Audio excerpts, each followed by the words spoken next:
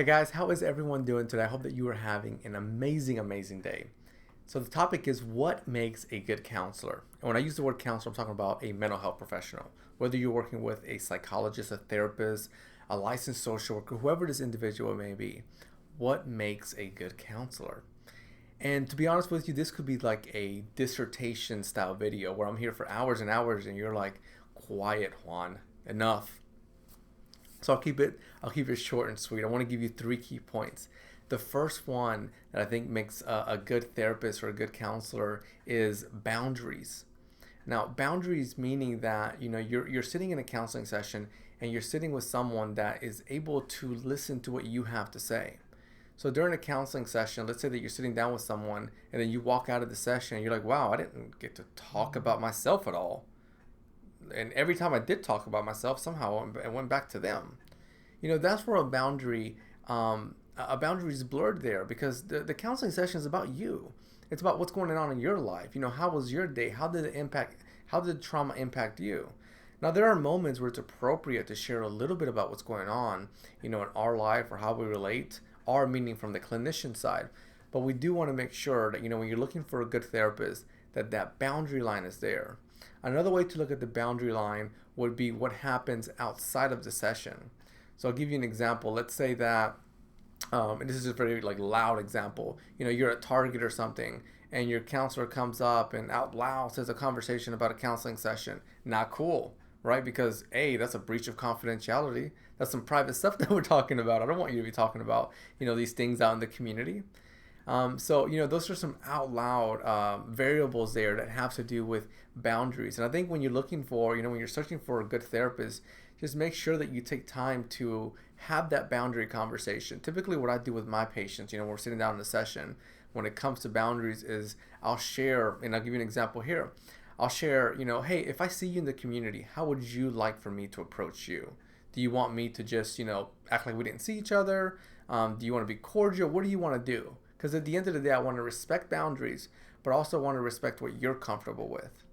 And then, as you're listening to that, I think you can kind of get the point as far as why we're having that conversation.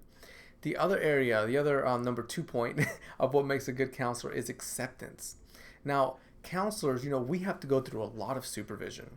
And what I mean by supervision is basically where you're sitting down with somebody who's higher up than you, who has a lot more skills and knowledge and life experience, and they're able to guide you and coach you and support you. So like my supervisor, I still meet with her and I'm able to share maybe therapeutic struggles that I'm having, or I'm trying to use a certain strategy in therapy and I'm like just hitting a wall, but I don't know why I'm hitting the wall. And I'm able to communicate with her, why I'm having the struggle, or why I don't know why I'm having the struggle, but I'm sharing it. And then she's able to be a sounding board, but also to provide guidance. So there's a level of acceptance there, acceptance that I do not know everything.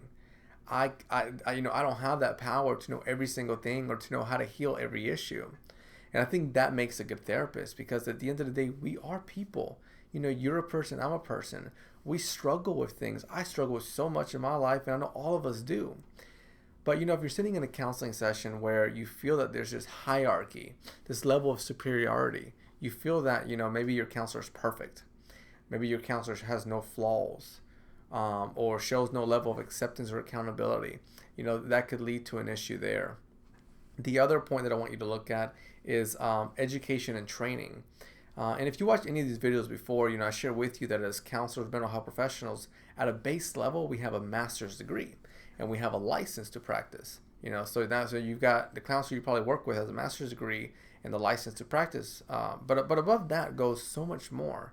There's continuing education, which means that, if I did continuing education, it means that I'm going to be taking extra courses that could have to do with professionalism, with ethics, with trauma, with autism, with how to help couples, with anxiety, just so many more topics. And it's important that, when you're looking for a good therapist, you're able to have that conversation with them. And something that I do with my patients, so they'll ask me, they'll just be straight up and be like, Juan, I kind of see your titles there, and I'm looking up because my titles are on the wall. Like, I see your titles on the wall, but what other training do you have? And I think it's a beautiful conversation because, there I'm able to share, well, I went to this conference and I did these credits, or I presented at this conference, or I'm finishing up a doctorate degree. I'm able to share how I'm continuing to invest myself within the field of mental health. Because at the end of the day, the more education that I can gain, the more training that I'm able to gain, then the more I can provide for those that I'm helping, and being able to walk with them in their journey of life. So when you're looking for a good therapist, those are the 3 key points I want you to look for. And there's so many more, but this video is short, sweet, to the point. Again, the last one we talked about was training and education. Make sure that they're continuing to do that. The other one is acceptance. Acceptance that maybe they don't know everything. That it's okay not to know everything. Acceptance that they are receiving support in their own way through supervision or something like that. And then the last one is that boundaries are clear. The boundaries are not being crossed. So I hope that as you're looking at, do I jump into the water or the pool of working with a counselor? I hope that you do, but also hope that you take time to look at those 3 areas. Thank you for sharing space with me. Have an amazing day.